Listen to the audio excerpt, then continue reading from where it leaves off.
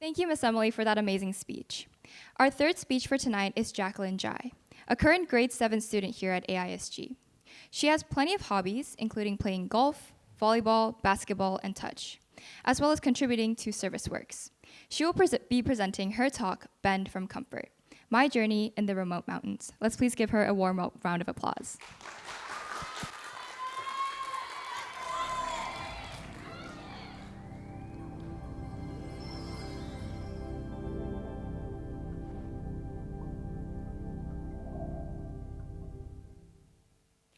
Let me start by asking a question. What are your expectations as a student? For most of us, I believe it's getting good grades, not failing in school, and spending time on activities that would benefit your future career. For most of us, those aren't just personal goals. They're the default. They're what our environments, our society, and our family have been teaching us what success should look like.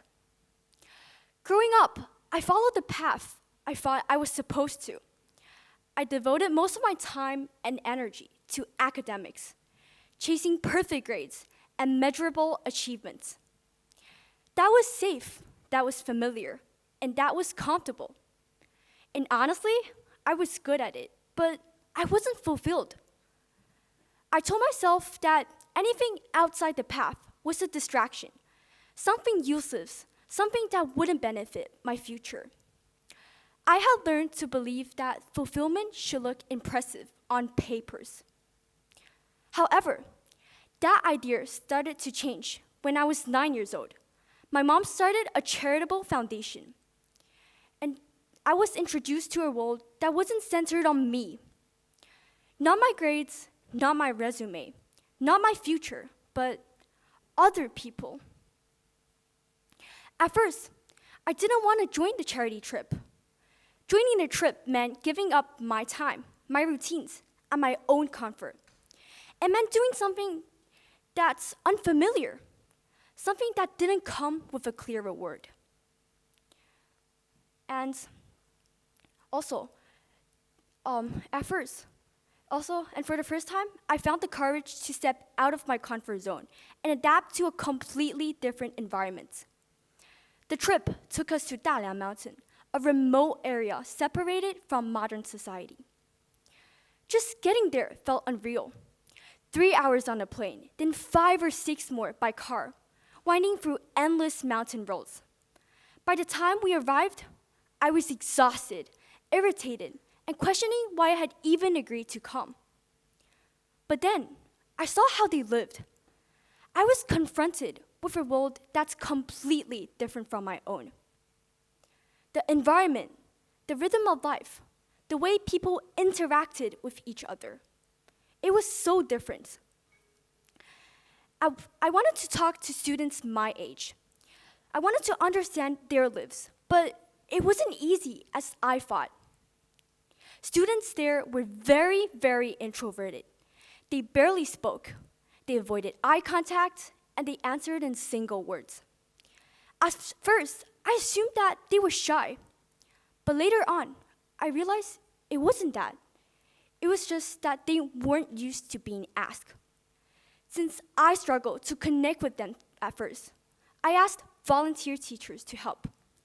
Through them, I learned about students' life, their families, their cultures, and their daily realities. And that's when I truly began to understand what I had bent away from. Not just comfort, but ignorance. Poverty wasn't just a word anymore. It had stories, it had meanings behind. And also, it was something I could walk through, sit inside, and feel around me. Their homes were dark. Many had no lights, no desk, no proper chairs. Children lay on the floor to do homework. And their beds were made out of wooden frames with piles of old clothes on top. I remember standing in one of those houses and thinking, I've never had to think about light before, not even once. I've always believed that my world existed on my desk, inside textbook, assignments, and exams. But here, I realized how small that world really was. Over time, the students started opening up to me. We shared stories, we laughed, and we played.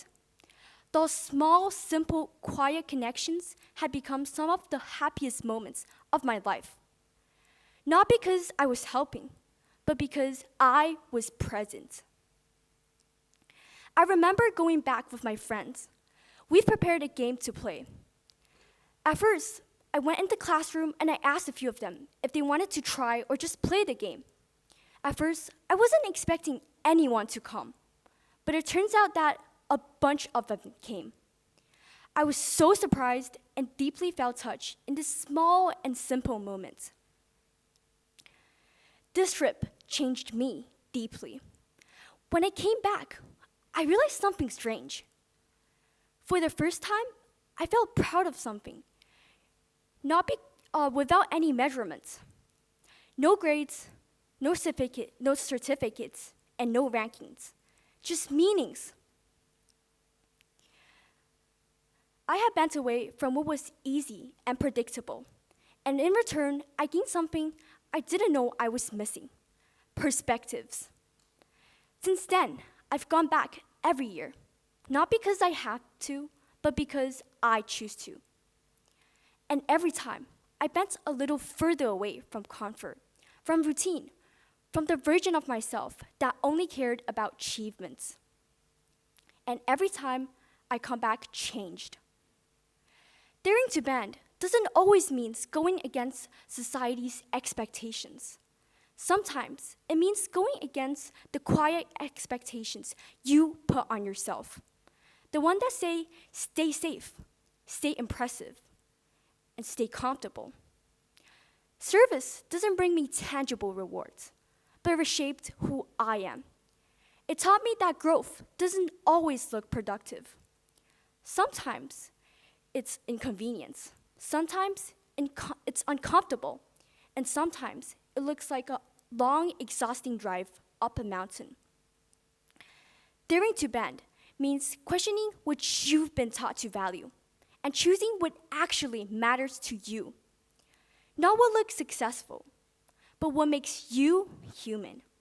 What makes you, you. Thank you.